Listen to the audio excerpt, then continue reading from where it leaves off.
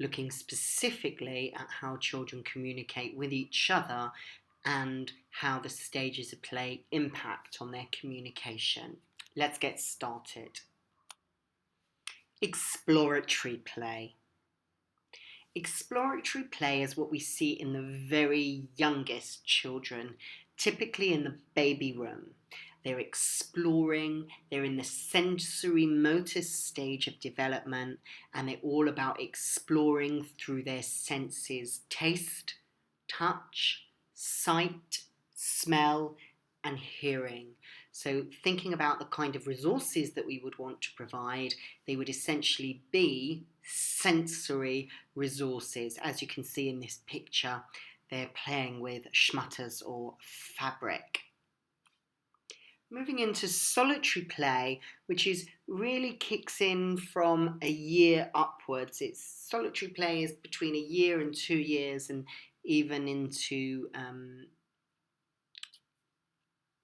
the second year sometimes. So solitary play essentially is where the child plays on their own. As you can see in this picture, they're not really interacting with those people around them, and quite often during solitary play stage, children will see other children as other play objects rather than other people to play with.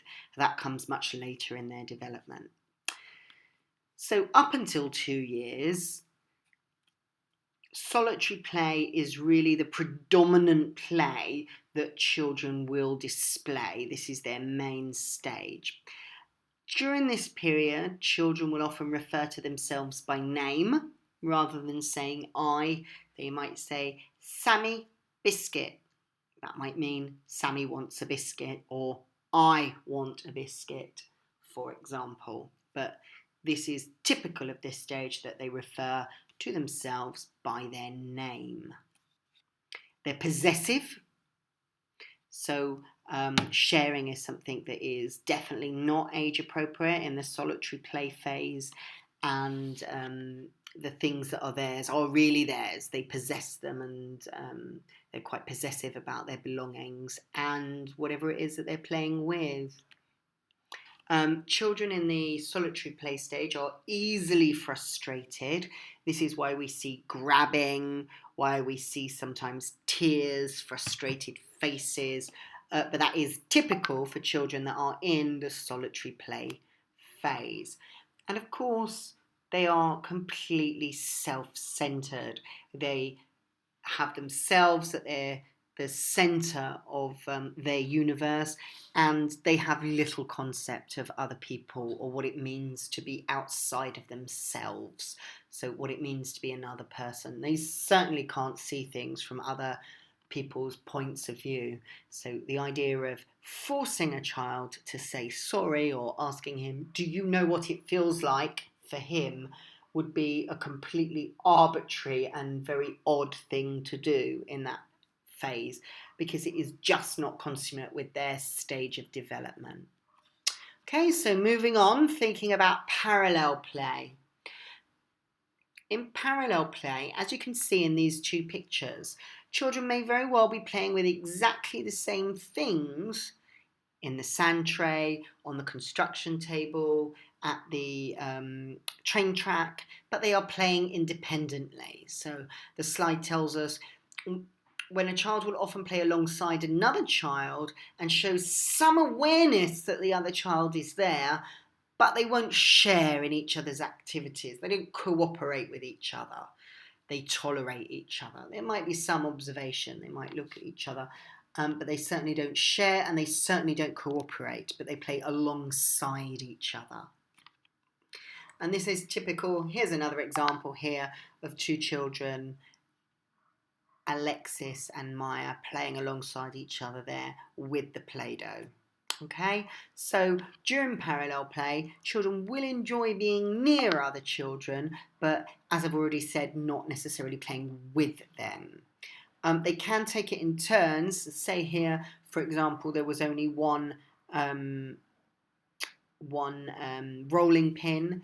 They may be able to get on with other things while they're waiting for their turn to use the rolling pin, but turn taking certainly doesn't typify parallel play.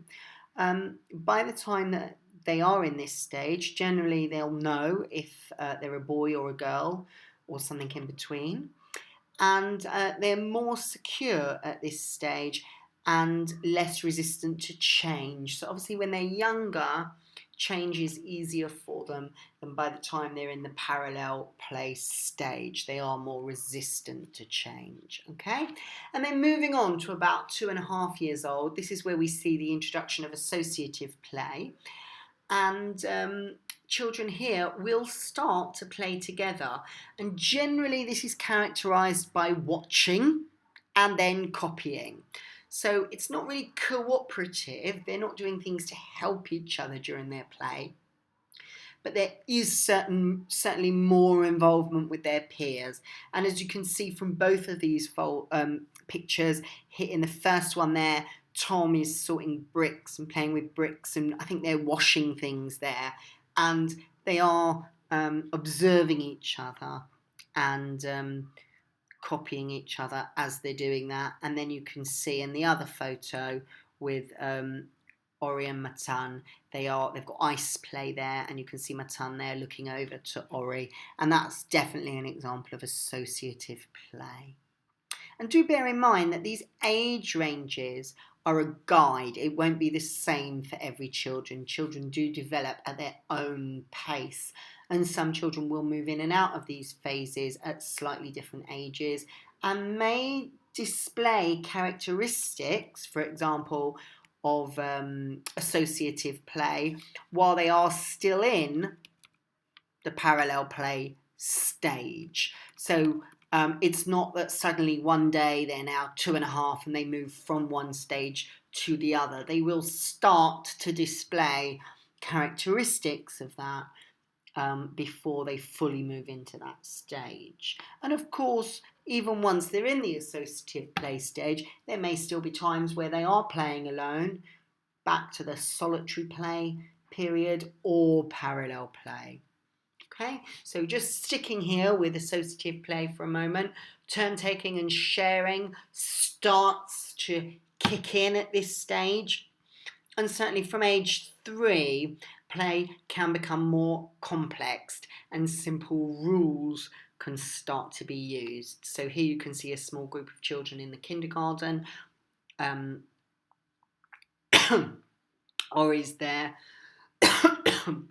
sorting shapes onto the tray that they have as part of a game with simple rules. Cooperative play. This is really the final stage of play where children do really start to actively play together. And certainly you can see here, I've chosen this picture as a funny example, but pardon me, but it really does highlight how they need to move their legs in tandem with each other in order to make that game work. And you can see this is really an example of cooperative play. Other examples might include building a tower together or playing a game together that involves turn taking. So children in the 3 to 4 age phase will play cooperatively with each other, and they will enjoy other children's company. They can play by this age organised games. And they're more sure of themselves. They're more comfortable in their own skin. They know what they like. They have preferences. And they become talkative also at this stage. They may also be defiant if there is something that they don't like.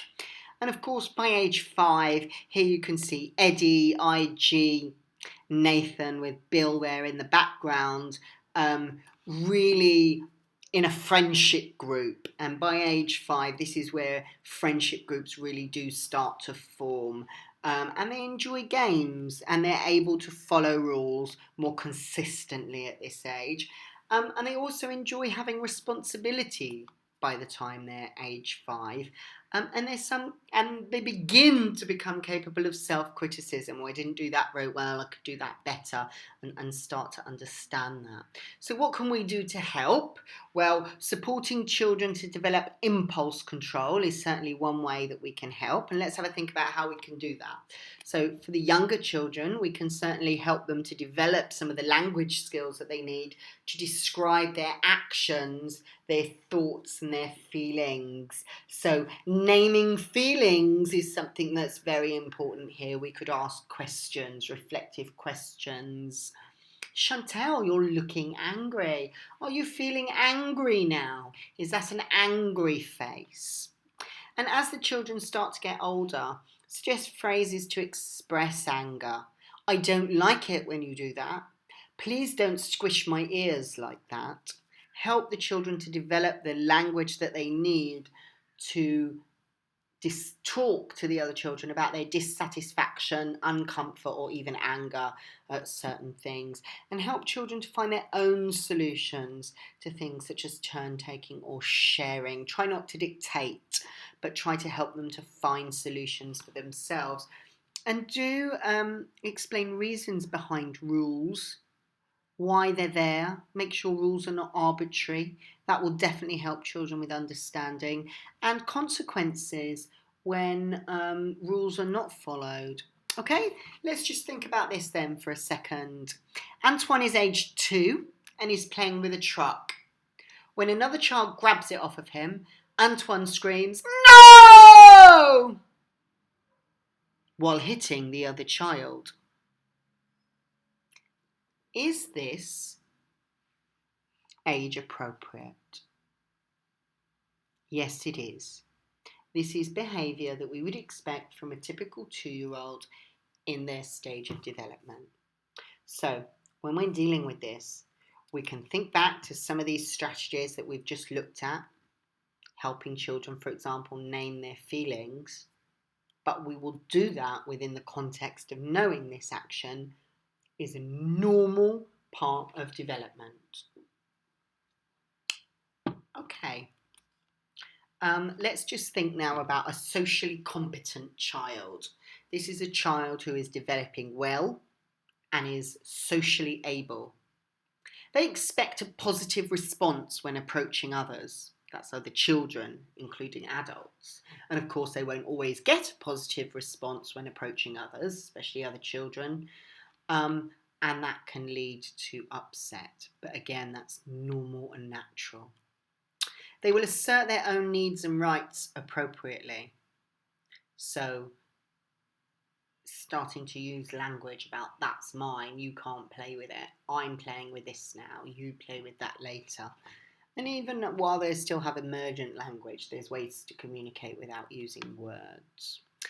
A socially competent child will start to express feelings of anger and frustration more effectively and in ways that are more socially acceptable.